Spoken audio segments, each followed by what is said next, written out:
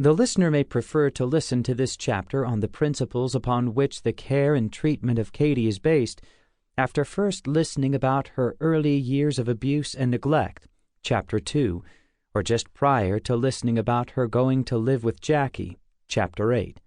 Others might find that the information contained in this chapter makes the most sense after listening to the entire story of Katie's journey.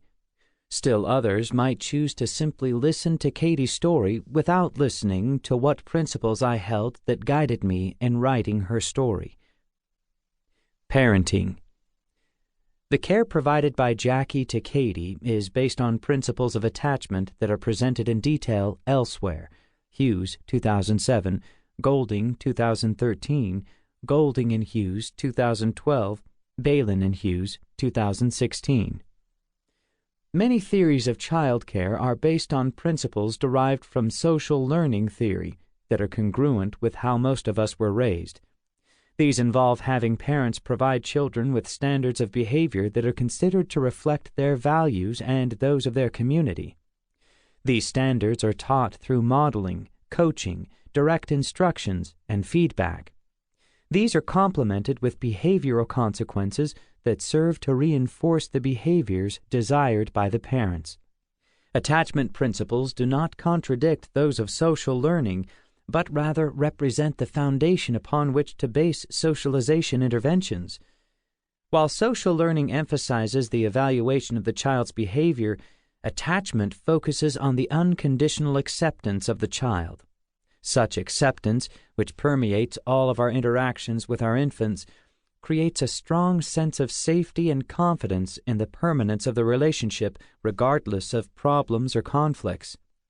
This safety enables the child to trust that his parents will meet his needs, as well as trust that when his parents are setting limits on his behavior, they are doing so because it is best for the child, even if he disagrees with the parent's choice.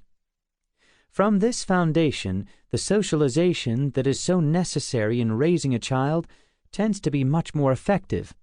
The child meets it with trust that is important, as well as a healthy desire to be like his parents and make his parents proud of his development. 3 of the most important things that we teach our children emerge naturally from the attachment that develops prior to socialization. First, children need to learn how to relate with other human beings in a way that is enjoyable and satisfying while meeting the aims of both self and other, and at the same time respecting differences and others' perspectives. They need to learn the value of cooperation and sharing, experiencing both comfort and joy. The most basic way of teaching such ways of relating is relating that way with our children. This manner of relating is very clear in the attuned reciprocal interactions between parent and infant.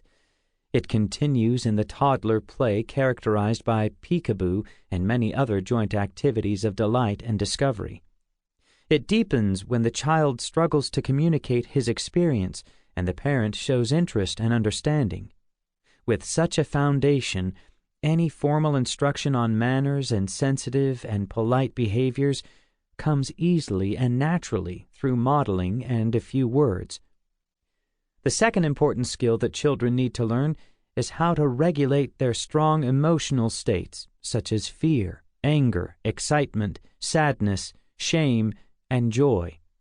Infants demonstrate a lack of such regulation, as is evident in their sudden, intense emotional swings to and from terror, rage, and intense laughter and sudden withdrawal, irritability, or sleep.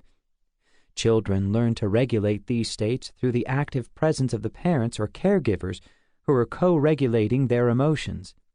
The regulation of their sensitive and responsive parents enables the children to remain regulated themselves. The shifts from one emotional state to the next develop a more gradual and integrated feature. When such teaching in the context of the attachment relationship occurs naturally over the first few years of life, children are much less likely to show explosive outbursts, states of despair, or paralyzing terror during the later years of childhood and adolescence. Such teaching is much more easily achieved in this manner than through stern lectures.